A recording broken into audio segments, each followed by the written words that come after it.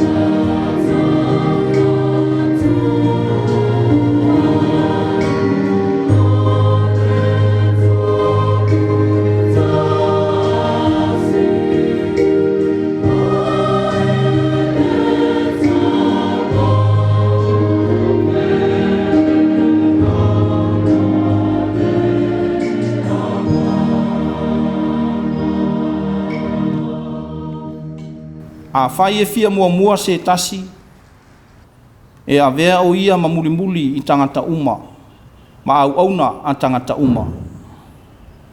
Se i o tātou tatalu. Le atua pa i ae, o la ua fia o le atua mamalu ma le sili ese, o mātou o atu whātasi ma lau whanau whātua tua, i le neitai au fou o lo wa sāpa ia, e ofo ina atu le tāpua'iga i la ufio. Mātou te vivi'i ma whawhitai ai lo walofa, ma lo wanga lelei i lau tausinga i a te i mātou o lau whanau. Le ngata i le nawa yaso o tuana i atu, a o whapea fo i yaso umba ma tausanga i tele o lo mātou wola. Le ni ie, ua mātou tatalo, ma mua i wala au atu i la amatanga o le nei sauninga, a wina mai alo wanganga pa ia. Whaatumuina i mātou umalava, ma papatiso ina o mātou loto tāpuai. Mātou te tāpuai atuai i lau fio i le anganga ma le whamaoni. Ma i ua tuai mea uma o mātou whaia, i le whaasiri ina o lo vi inga e whavavau. O la mātou mua i te talo lea, e ala atu i sua whamanu malo i Jesu Keriso lo mātou wali i whaola. Amene. O le viinga o le atua, tātou pipese atuai. O le pese, lua se lau ma le tolu, saunia e le kanesia i uriri nei.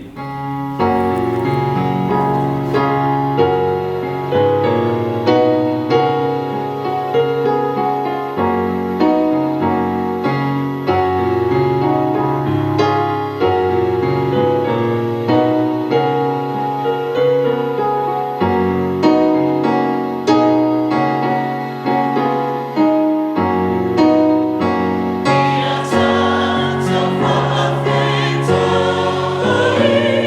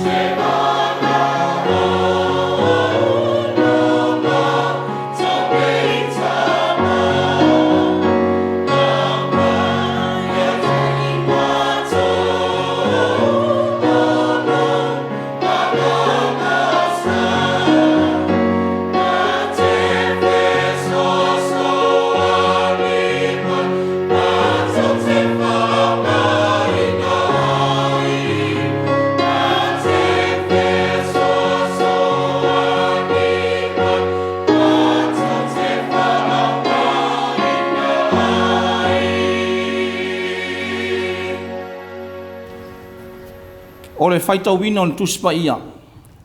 Tusi whiwhilia o le neia sa, mai le tusi whaasino aso le kānisia.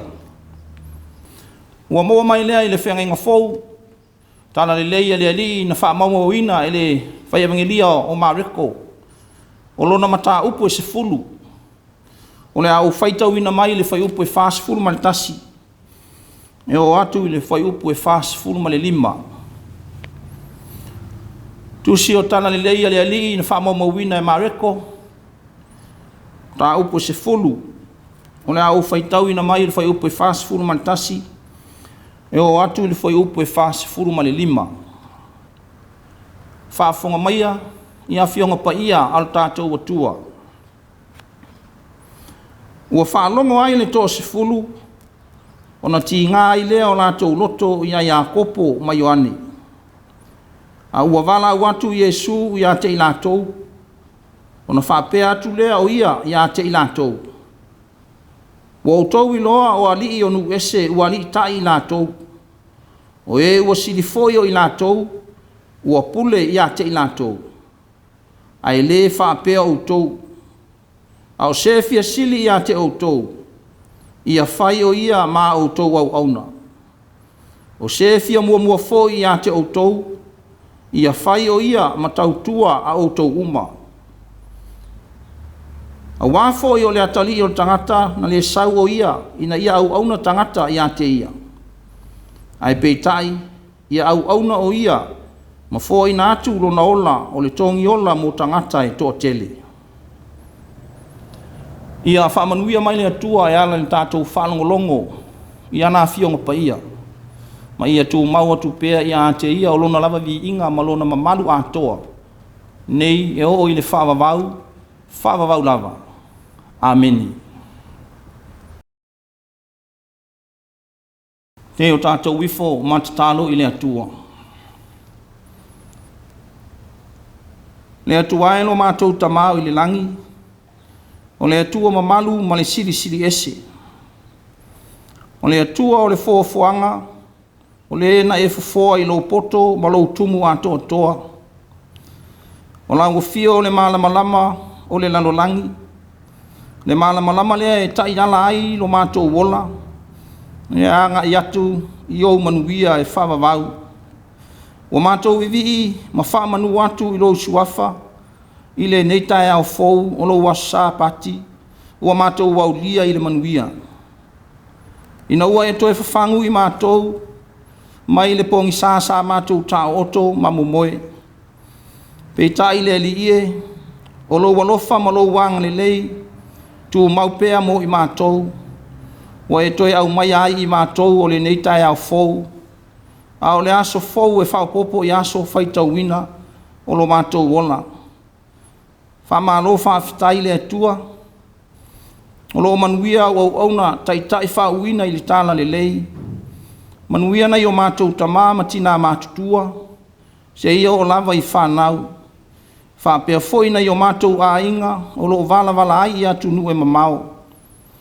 O mātou whaafitai foi le li ie. Wa e ui lava ina whea ngai nisi ma ti ngā ma mawhitianga. Ua le ma whai ai o na ulu whale atu ma anga i atu i o maru TAPUA'IGA. Peitai le li ie whaafitai i au wala wa e saunia. Ma whai ai o na mātou whiso tai whaatasi. I lunga o le nei ala televise. Ua momoli atu ai le nei TAPUA'IGA. Wa mātou TAPUA'IGA whaatasi atu ai ma i lātou uma. Mātou whaafitai le ali ie. I lau walofa ma lau wang le lei. A wā e le manuia whaiva matiute. Sa whianga iai ma lau whanau. I le nawa yaso ua tuana i atu. Whamalo whaafitai tele le atua le tamā. A wā o lau wanga le lei ma lau walofa. Sa e taita inai i mātou i ala uma. Sa uia. Whanau fo i sa whianga i lātou ma o onga. Ma ta alonga. Ai maise o TAPUA'IGA mau. O na i o mātou Mātua, o tua asina sina, i tutonu o maota malawa. O mātou whaafitai tele le atua, i au whamanuianga mo i mātou o aso uma. O le tino, o le mawhau, o whapea fo i le anganga. Vi ia lavala o fio le ali ie lo mātou o tua. Wa ui na fata otolia na yo mātou mātua mātutua. O nisi foi o whanau, o no mawhitianga I tino I mai, ma le le ato o tō le mālusi. A ua whawhitai tele I o au whamanolo, o lo o papai atu ia I lātou, o lo o mauai no lātou mālusi. Ua mātou whawhitai le ni ie. Mātou talitonu e ui lawa I nā whe moe le fōlaunga, a lau whanau whātu o tua I le lalolangi. Tai ma whaurulunga o whainga mālo, tai o nuu o a inga mai kālesia, ta māma tina matutua se o I whanau, o na o le malanga ale maliu male oti. Ai mātou te whawhitai tele le ali ie ma mātou notu te tele. A wāua manu mālo ke riso mai le oti, ua whailea ma whātai ta inga, ma whāsino ala mo I mātou uma o lau whanau whātu o tua, I le ala I le manuia, o loo I tala atu o ti ngā o le oti. Whawhitai le poto ma le ata mai. Ai mese o le whautauta, u ma whai o na mātou whatau nuu. Ma whaatino ai o fuafuanga, ma ngā luenga le lei, e ati na e ai a inga. Nuu, ma mātou au nā tuai I lau o fio, tau tuai I lau whiau ma lau tala le lei. O mātou whawhitai fo I le li ie, wa e ui on whatauai o mālo, e ui foi whaamai o loo pipesi pea, ma tau sa ilia se tonga fitinga, ne ali ia o mātou te whawhitai, o loo marutia pea I mātou I o a awa lofa, ia e maise lava, o le pui puinga, ali I matama I tai fo mai, e ala I vaila au matui, o whao ngā ina e lau whanau, maua I pea le mālosi, mātou whawhitai le atua, o le nei foi au nanga whaau au pea, o mawhai ai o na momoli atu lau whiau, mo nai o mātou a inga ua le mawhai, o na ulu whale atu I o malu tāpuai. Whawhitai au fionga pa ia pe o na mātou whalongolongo I ai, o le upo le ola o lo au mai ai tala o Yesu Keriso, I lona o mai, na lona whailo mai ai mātou, le winga moni o le soifua au auna, ma le soifua tautua, ia whailea ma whaataita inga sili molo mātou wola, mātou te mulimuli tai ai, ma ola ai, mātou whawhitai no wanganga pa ia, whaipea ma whaatonu wholau ino mātou wola o aso uma, whaamalo si au ma whaanotu tele ia I mātou, I taimi o whaalawelave tutupu, ma lo mātou le mautonu, a ua siri o la mātou whawhitai, I lo wano pele o Yesu Keriso, ma le whaolotanga na ia saunia mo I mātou ma le lalolangi. O lona maliu, ma lona toe tū manu mālo mai, ua mātou sau atu ai I lo mālo e whawawau. Pea whai mātou te whātu o tua, ma le noto sala mō moni, ma whai alo fina ngalo. Ia tū mau atu pea I lau o fio, o lo lava vi inga, ma lo mamalu atoa le atua, nei e o I le whawawau. Mātou whāto e se atu le ali ie. Te ia e alofa ma whaama ngalo mai, le I whonga lau whanau I le nei tai au. Le mātou te tau tino atu, ua tele me se ma whale tonu o mātou whai I o luma. Tele taimi le ali ie, ma aso lo mātou wola, ua mātou so sola e se mai ai I o luma. Ai whai alawa mea mātou te mana nao iai. Mātou te whātu o tua nai fo I lau o fio, ma lou fina ngalo a o mai a te I mātou, ai whai o mātou loto. Le li ielo mātou o tua, mātou te whātu e se atu, a wā o tere lo walofa mo I mātou, mo lau foai I aso uma, ai o le aisa mātou wanga o tonu I lau o fio. A o se mea le lei fo I mātou te whai, e tau I atu ai no walofa mai. Te le lava ina mātou a samo atu I lau o fio, I mana onga o mātou loto, a ua le aise a nganga whawhitai o mātou lau ngutu, e whafo I atu le whawhitai I lau o fio. Le li ie, mātou te talo se I e alofa, whamangalo mai mātou, sa mātou tautua, whale lava I lau o fio, tautua ai lau whiau ma ngā ruenga o aso uma. Mātou te talo fo I le li ie, te leo teimi, mātou te leo te tele ai, ia mātou upu matala. Ai ua le moni le ola e whātino. Le li ielo mātou atua, mātou te tatalo se e whamangalo i mātou. A whaifoi ua mātou si le tā, ma sopo utu se ngangana i le wāwhianga iai, ma o mātou taitai. O ta māma tina mātutua, ai mise lava i le wāwhianga i malau fio, o mātou tatalo. Si e alofa le atua, whamangalo i mātou.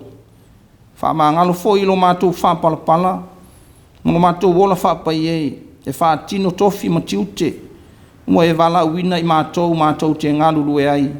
A wāse manuia mo le anga i numa o lau Gāluega. Whamangalo fo i mātou le li e, pe a whai o whamanu o lia, no to mawhina ngalo nisi, ono ia mātou wanga, mani la fonga o mātou te whai. Ne li e lo mātou o tua, ua mātou tau tino atu i lau fio, o i mātou lava o le whanau ang sala i o luma.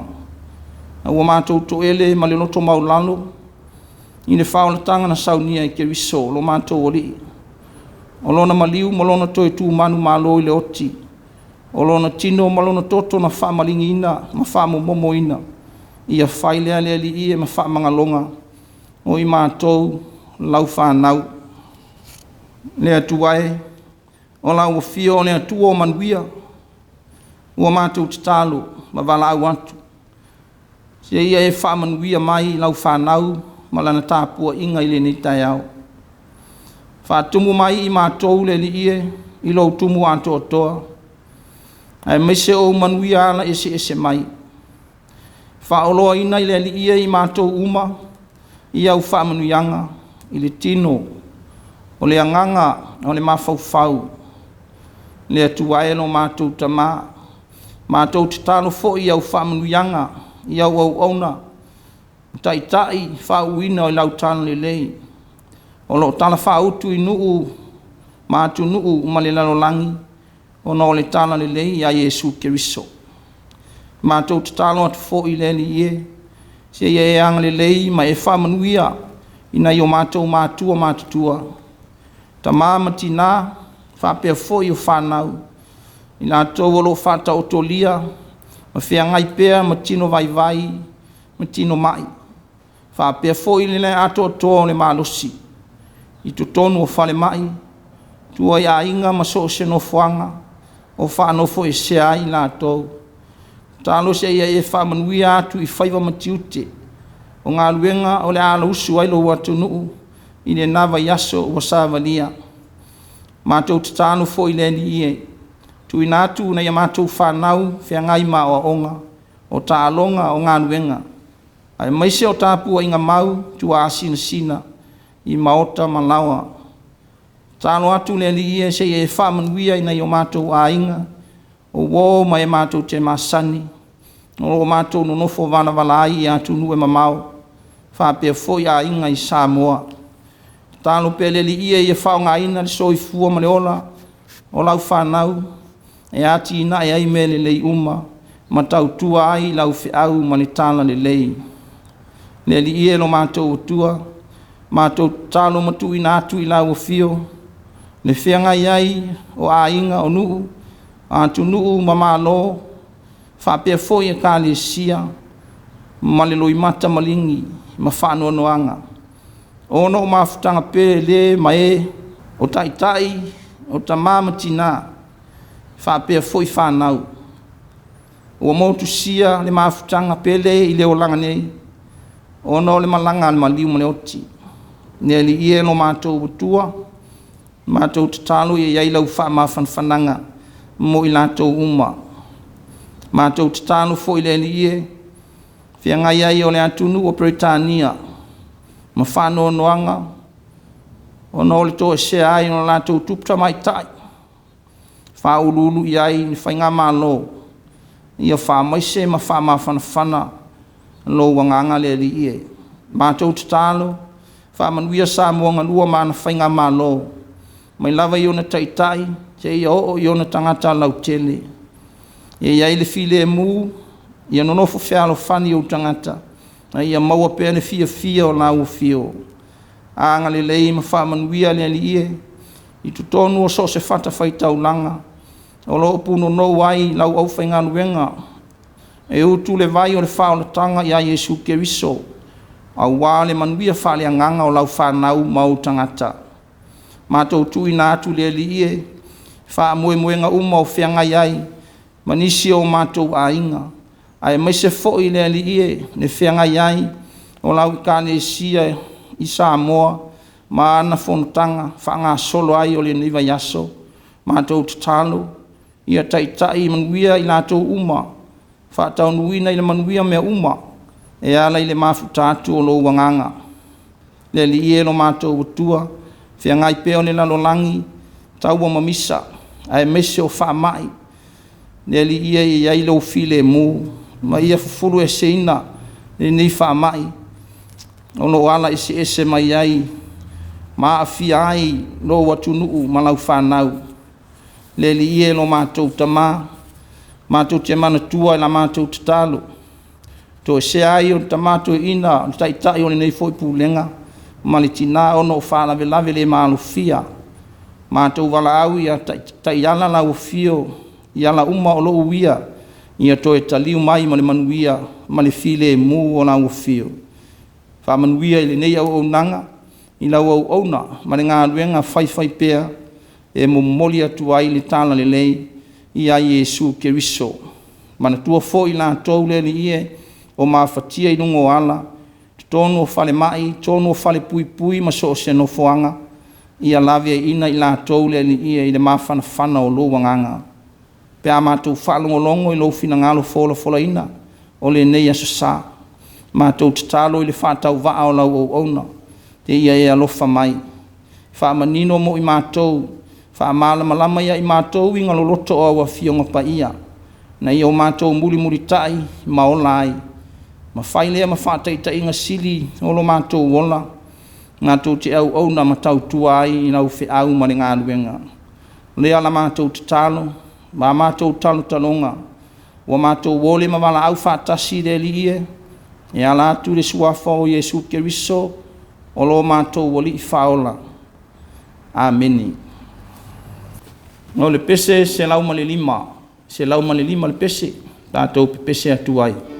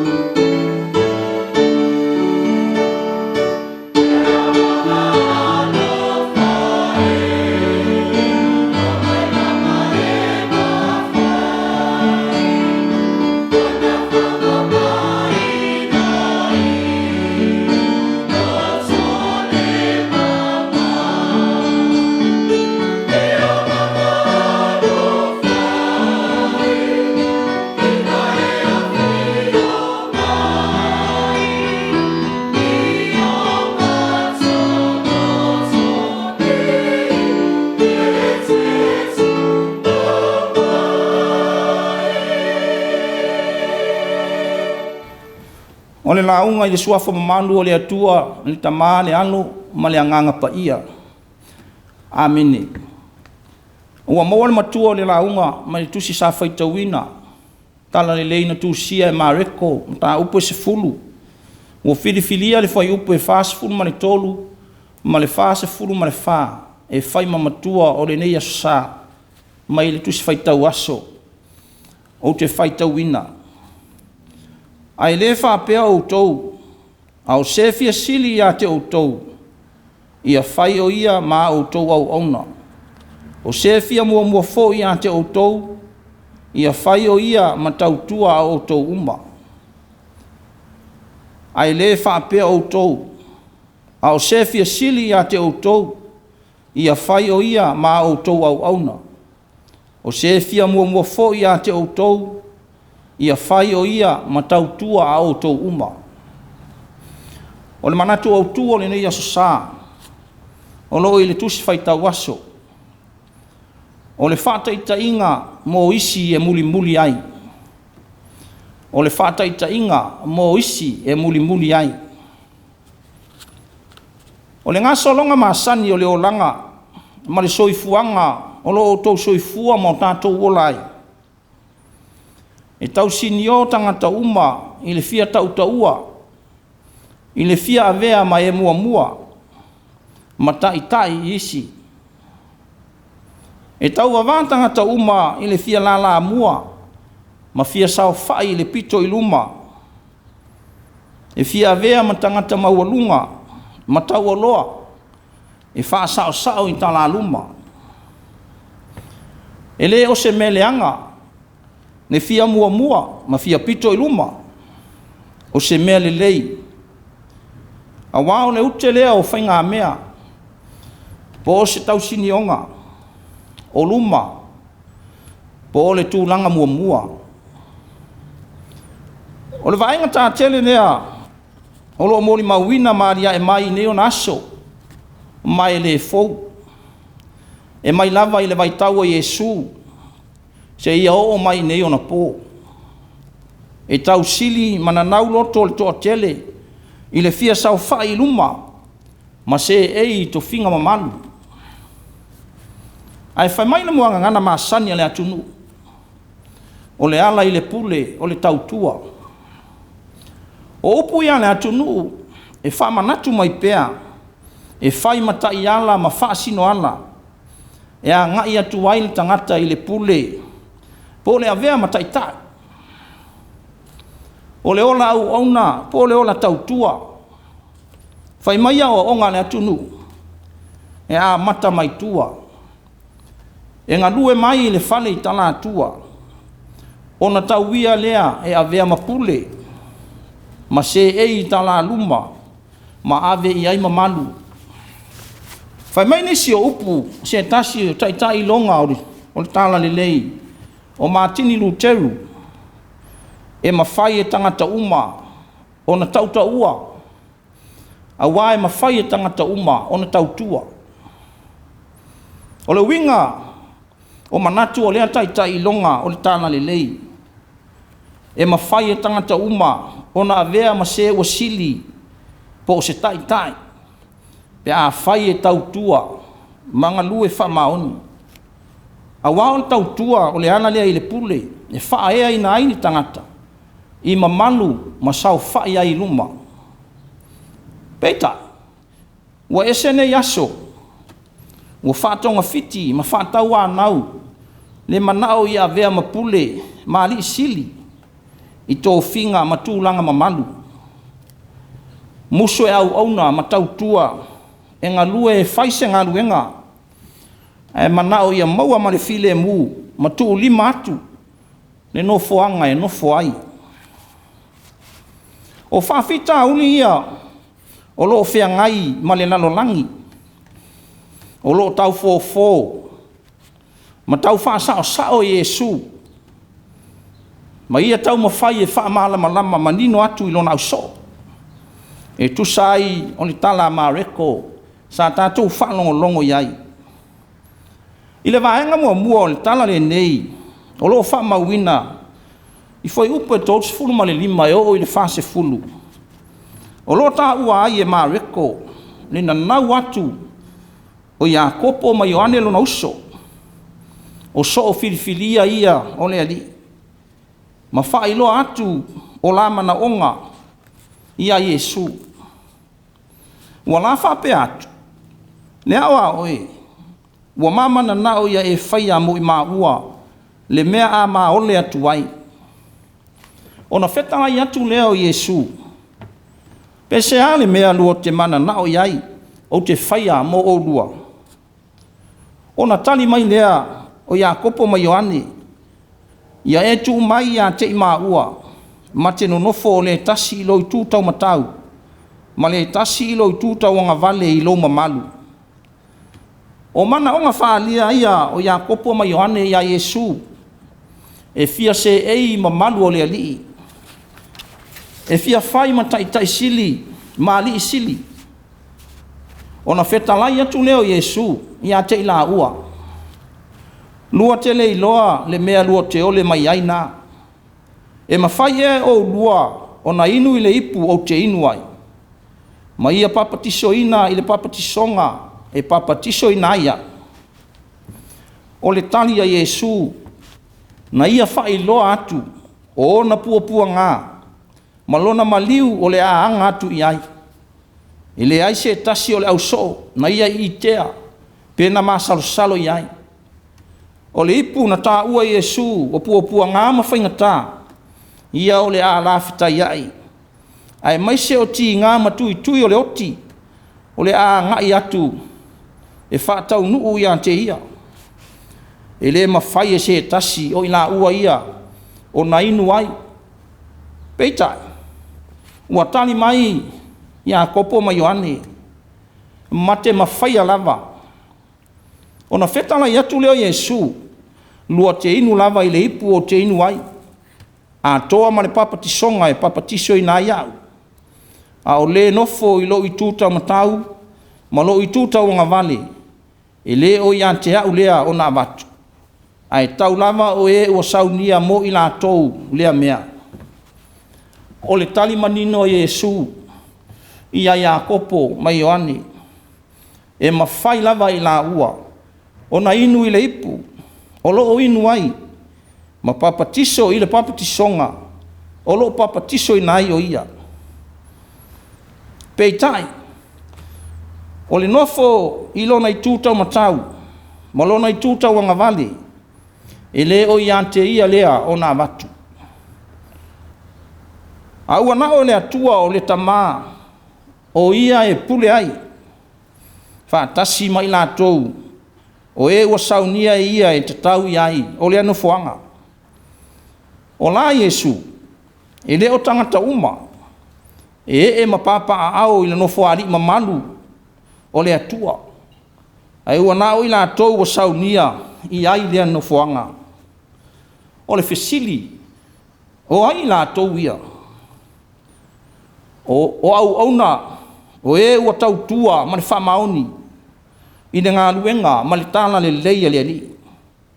Pe I ona o mai ai Iesu ma fola mai.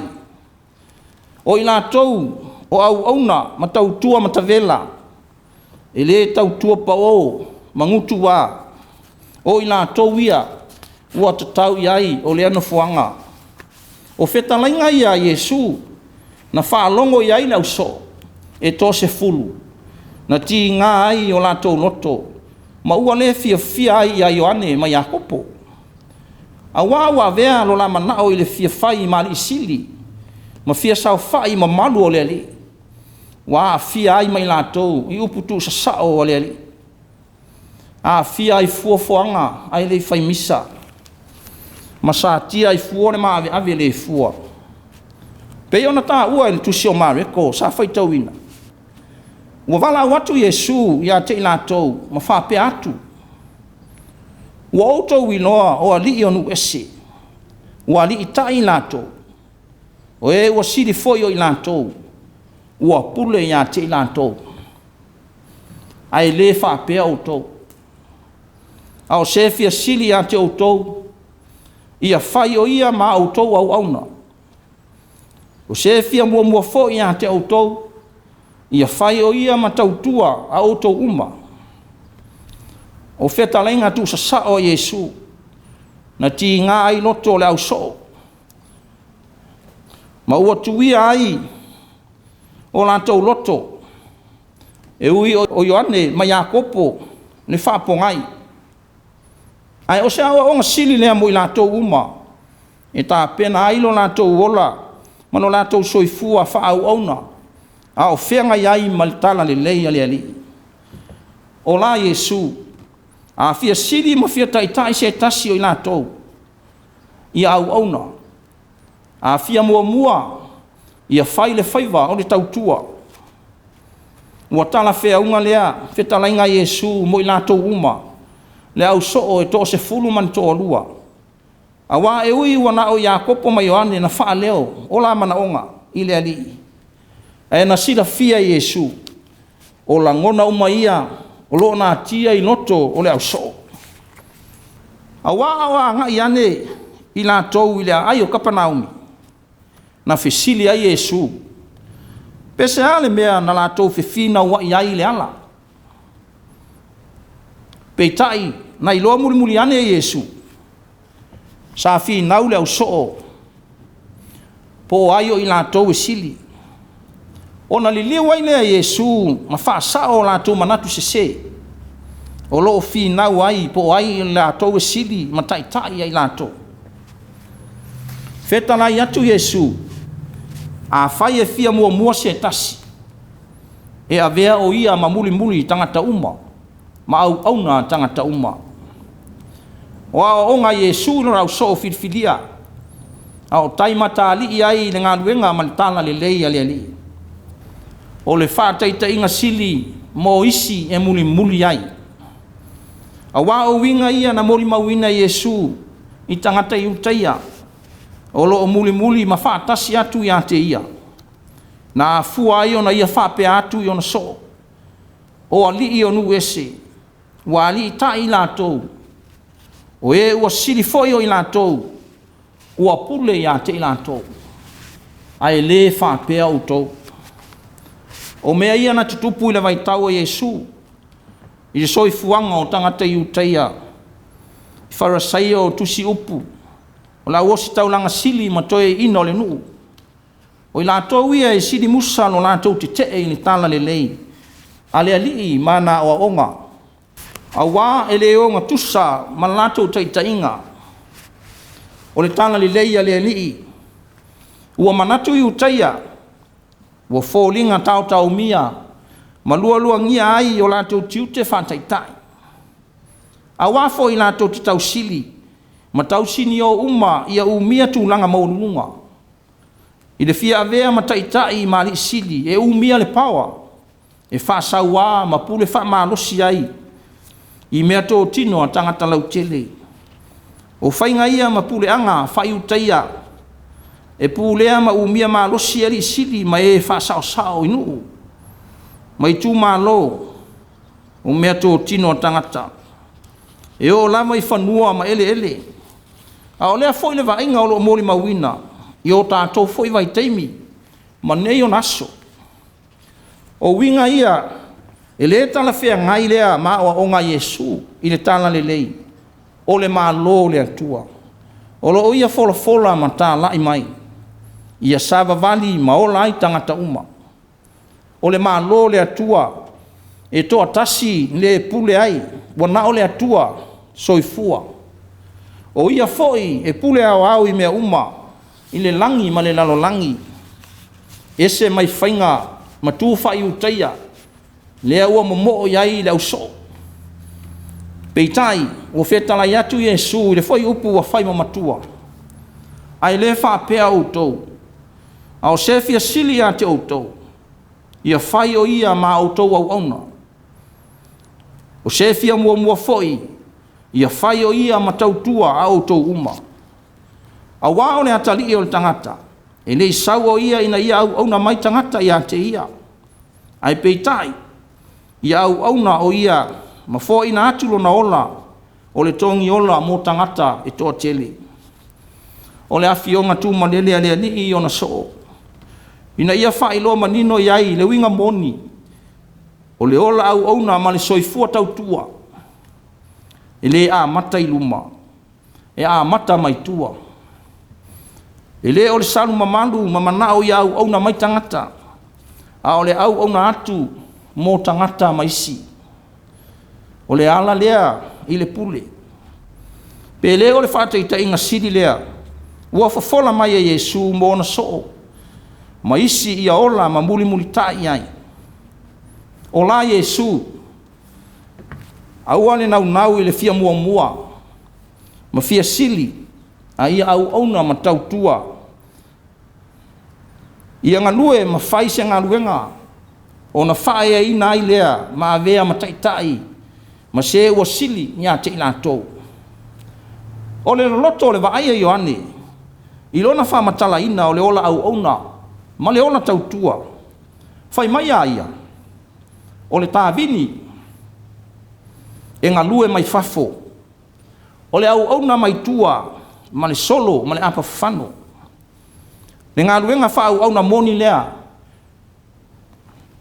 na whai mai a Ioane na wha tino e Yesu na ia mulmulu ina ai vai o na soo i le apa whano ma so loi ai i le solo o le whatinonga moni lea o le ola au na ma le ola tautua whamaoni wa o mai e Yesu o le puno wifo ma fufuru palapala o vai o na soo o le whaataita inga sili mo isi e mulimuli ai mo oe mau mai tātou uma whetalai Yesu o le nei a whai o au o le alii ma le au au wa o mulmuluina o Autū vai e te tau ana o Autū whe mulmuluai o Autū vai a wāua ua matu le wha o ao i ate Autū e pei ono o whaia i ate Autū ia whapea lava e Autū ona whai e moni o te whai atu i ate Autū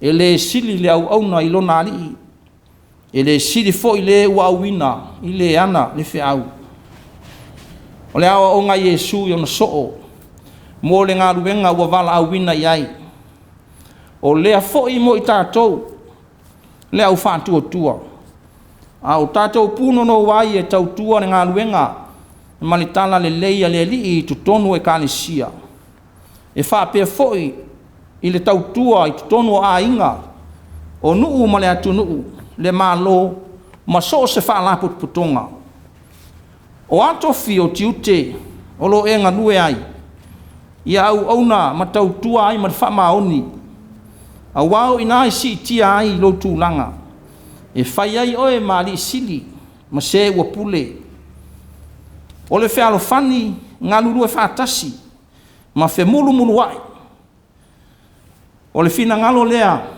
o le alii ele o le nau i le fia avea mamatai ma li sili fia fai ma wao ti a kono ele o le nau ma tau sili ia fai ma fai lau tusi po o te utupe ai fealo alo fai ma le aise Gāluega e faia ele o se whaataita inga le leili nā mo isi o lo o mulimuli atu i a te oe ma fia ola i ni tala le leia le ali fai mai Yesu ai le whapea Autū o e ua o ina i le tala le lei o le malo le atua le nu ue o le atua ma lau whaafonga i le nita e ao o upu o le atu nuu o le tautua toto tautua matavela tautua tua vai ma le afu lilingi o Gāluega ia e whaafeao ai le au na e ngalue ma tautua ma le whamaoni e le aise leo e le ole na nau ia sau whai ma umia tofi ma walunga e le ole tau sili foi e fia mua ma sau whai luma a ole au na ma tautua mai tua ma le apa whawhano ma le solo pe ona whaia i Yesu a wā o le ala lea i le pule o le tautua ia ngalue ma faise Gāluega le lei o na whae ina lea o oe le atua i isi mamalu e sili atu E le o le whapolokiki, po le whaatomawhiti, e sa ili ai luma, a o le tautua ua lava. I oe, tātou te le toi fia mo mo i nisi mamalu e sili atu, na ilo le nā ua e sapi, ma e tiu matala o ai. Pe ona vava o ai le lalolangi ne ona aso, pe foi ona mo mo i ai le au so o filifilia o Yesu. Ai tau lava o le nei na usoe. O le ale wala uwina ua tō fia i ai oe, mai tātou e ngā rugu e ai. Ia wha maoni, e au auna ma tautua ai ma le wha atua tua i le atua. A wao lau tautua ma le wha maoni i le ari, e wha pale i nai oe, mai tātou umai le mamalu o le atua. Pe ona wha ilo Yesu ia Iakopo ma Ioane, e leo ia te au lea ona avatu, ai tau lava o e o saunia mo i lātou lea mea. Le au soe, mane a inga, whātua tua i le nita e au. O i tātou uma o whānaua le atua. Ua filifilia, ma wala uina i tātou, o ana mea whai ngā luenga, i lana tala le lei. Ua tuina mai foi e le atua i ate oe ma i tātou uma, ngā luenga a Yesu. Tātou te whaua wina. Ia tātou o atu e tālai, ma fola atu. Ni tala le leia le ali, ai leo i tātou. Whailo atu le ali, i e whapau, ma ifo i tupua, ua le iloa ni tala ia Yesu. Ni tala le lei o le malo le atua, ma lona anga le lei, ina ia whaola ina ai o lātou anganga. O le asa ngā luenga le lei wa e whaia, ma whaatino, ia whailea, ma vi inga o le atua. Ia whai ma whaataita inga le lei, mo isi e mulimuli ai. Pei lava ona whaia Yesu o le whaataita inga le lei, o le au auna, a tau tuatu, ma le loto maulano. O le apa whawhano, ma le ia soloi. E le isaili Yesu i sona tūlanga tutusa ma le atua, a o lana tau tua whaau auna, ma le loto maulano, na whae ina ai o ia. Wa fio ai i le mamalu o le atua i le langi, ma nofo i le tūtau matau o le atua, ma whautua mo i tātou ma le lalolangi uma, ina ia lawe ina mai le anga sala, ma le leanga. O le ngā luenga Yesu, wa ato atoa ma le lei, wa whaile ma whaataita inga, mo i tātou uma, ma isi, ina ia o tātou mulimuli tai ai, e whaatino ma ola ai.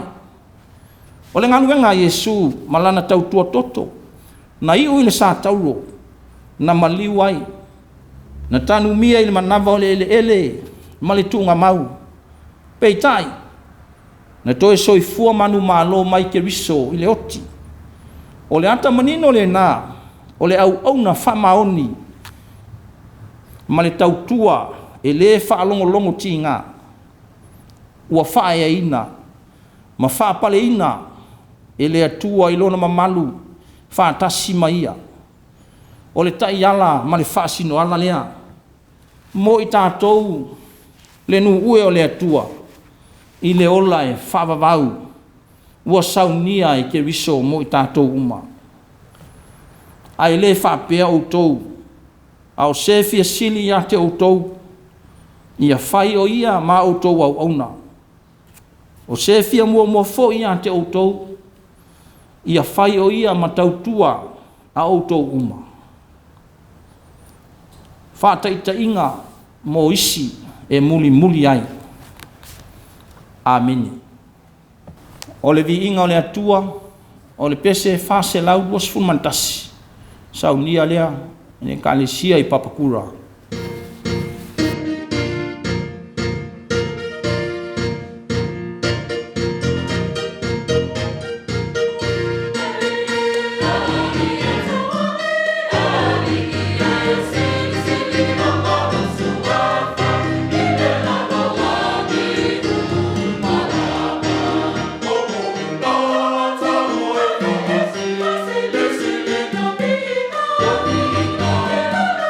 Yeah.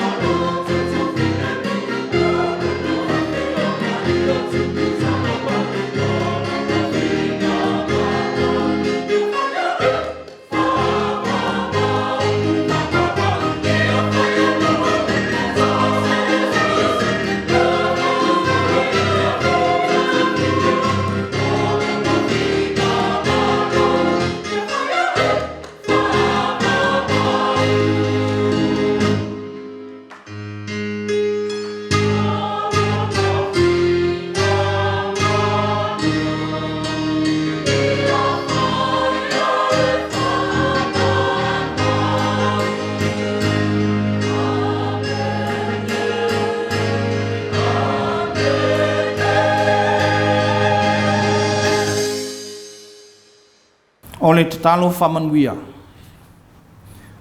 Ia ilunga ia te mātou umanei, ma lau whanau whātua tua i le lalolangi, o manuia malo file mule atua le tamā. Le alo whasai ni mai o Yesu Keriso lo mātou wali whaola, ma ia mafutaina i mātou umai lo wanganga pa ia. Nei māso umalawa e o i le whavavau lava. Amen.